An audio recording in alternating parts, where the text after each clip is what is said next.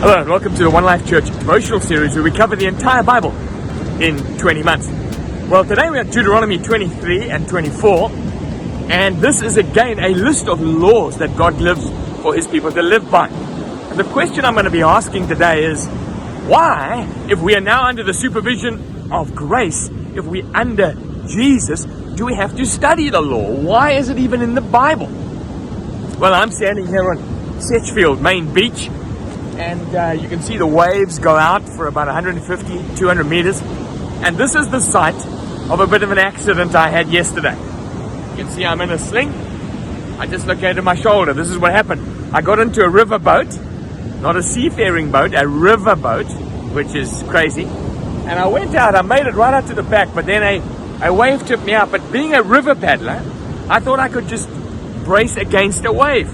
Well, the wave was 2 meters high and just took the paddle over my head like this and dislocated my shoulder. So it wasn't fun swimming back in these waves with only one arm. It was one arm backstroke getting back to shore.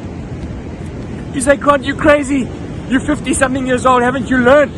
Well, apparently not. Because, when I was in my early 20s, I did the same thing. My canoe is still sailing on its way to the South Pole because, riverboats aren't, you're not meant to go in this. Now, I should have come out here, had a look how long the waves went out. I should have phoned somebody to find out the difference between river paddling and sea paddling. I should have done some research. I should have understood the nature of the sea before I entered it. But I didn't. I just went straight out of the river mouth, up to sea, thinking that I could handle any wave. Now, when we approach God, we do have the Holy Spirit, we do have the New Testament, but the Old Testament, particularly the law, is a great explanation of the nature of God. If you can peel away all the context of 4,000 year ago civilization, if you can peel all that away and get to the heart of His heart, you understand His nature, you understand the nature of righteousness. And so like I, with a little bit of research, could have understood the nature of the sea better, you, as you look at the Old Testament, can understand the nature of God better. So let me give you some of the things we see out of Deuteronomy 23, 24 about the nature of God. Firstly, He backs marriage. He doesn't want you jumping in and out of marriage.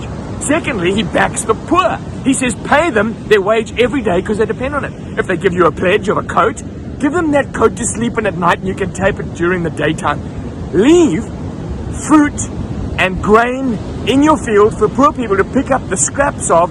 Don't make sure you reap everything totally off the field. He backs the poor people. He backs the stranger.